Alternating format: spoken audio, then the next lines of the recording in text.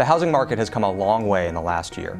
We're all very happy to see most local markets bouncing back after the housing recession. Still, there are concerns about the future, and we've received thousands of questions over the last couple of days via social media. Today we'll pose some of these questions, your questions, to the President. And I was wondering how you feel rising interest rates over the last 3 months are going to affect the housing recovery going forward. Given that interest rates tick up a little bit as the economy improves, it is especially important for Congress to act on the proposal that we put forward, which says, let's not just let a few people refinance, let's allow everybody who is potentially eligible to go ahead and refinance.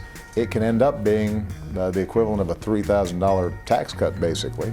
To keep the long-term perspective, mortgage rates have ticked up about a point, but we're still in the low fours, which, if you take the long view, is still an incredibly low rate. Well, not to get too personal, but our home back in Chicago, not the White House, which, as I said, that's a rental. Our home back in Chicago, you know, my mortgage interest rate, I would probably benefit from refinancing right now. I would save some money. HARP is the government program which lets homeowners who are underwater on their home refinance their mortgage as long as they're not more than 20% underwater and as long as their loans are backed by Fannie and Freddie. About 10% of the questions submitted today were about HARP. So Colin writes to us, he says, what's happening with my refi or HARP 3? Is there any hope of such a program? Congress, I think all of us recognize, has been a little broken lately.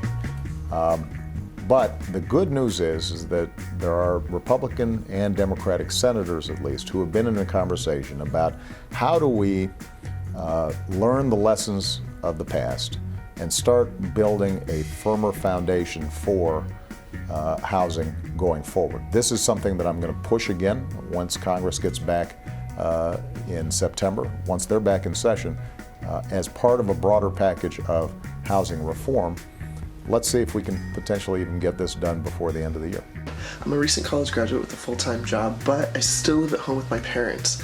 I'm wondering, with massive student loan debt, will I ever be able to move into a house of my own? Not even looking to buy, just looking to rent. That is not something that people should shy away from, deciding that at this stage in their lives, Jacob looked like a pretty young guy, that renting is probably the best option. Until you know that you can actually purchase safely, soundly, and make your payments. You know, Zillow is focused on housing and not college education, but I will say that some of the initiatives that I'm putting forward to drive down the cost of college and the debt burdens that young people have when they get out of school can make a huge difference in the housing market over the long term, because you know, the $30,000 or $25,000 on average that young people from state universities are coming out with in terms of debt. Yeah, that's a down payment on a house. 30% of our questions actually touch on themes that Elias asks about. Let's watch his video. Mr. President, what help is available for homeowners who are looking to refinance but don't have their loan backed by Freddie or Fannie? That's the HARP 3 program. Our 3 program. Everybody who's on Zillow, there's no reason why you shouldn't contact your congressman and say, why aren't we doing this? This should be a no-brainer.